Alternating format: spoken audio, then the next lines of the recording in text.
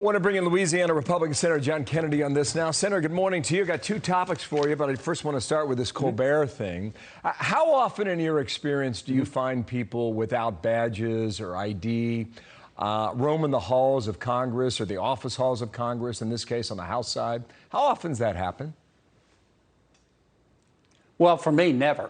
And I don't have any inside information, Bill, but I've read about this, and it looks to me like it's just another example of a bunch of agenda journalists trying to make Democrats look good and Republicans look bad.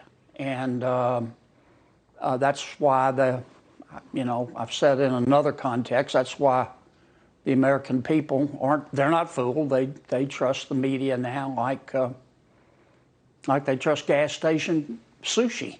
And the media, everybody knows that, but not everybody, but many members of the media have no self-awareness. They think they're fooling the American people.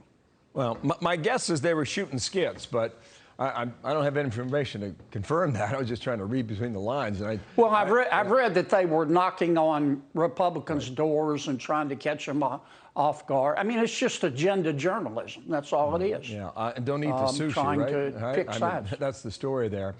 The other issue is the protesters outside the homes of these Supreme Court justices. Yeah. Now, it's written in the law, intimidation is a federal violation, but apparently that's not the case, I guess, if you're on a sidewalk in a neighborhood in Maryland. And over the weekend, they were outside Coney Barrett's home as well. Here is Lieutenant Governor Winsome in the state of Virginia reacting on that. I have no words when I see these grotesque images that these young girls are carrying. I think to myself, it must be that their parents feel the same and think the same as they do.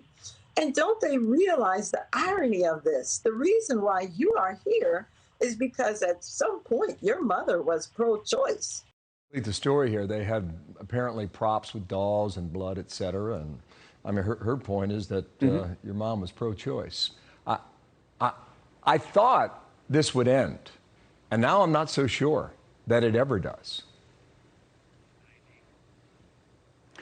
Well, this is more than just about abortion. It's about respect for American institutions. I think most people can see that all of this is being driven by the anti-intellectual, crypto-socialist woke left that the Biden administration has embraced and, frankly, that is in charge of in Washington, D.C. When the draft opinion was leaked, the wokers' response was immediate. They said, we don't agree with it, so let's burn the place down. Let's intimidate the justices. Let's intimidate their spouses. Let's intimidate their kids.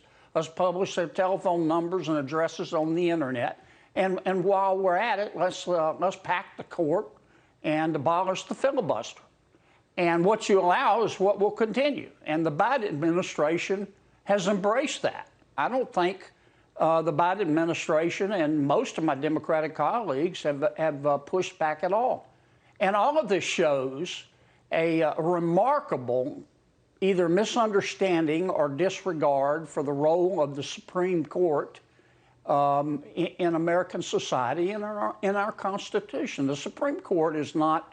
It's not a political branch, not supposed to be. They're not many judges, they're not politicians in robes. They're not elected. Their job is to tell us what the Constitution means and tell us what the law is, not what it ought to be. And look, something's seriously wrong in this country, and this is just another example. It's not going to get better until President Biden does something about it. Well, we'll see.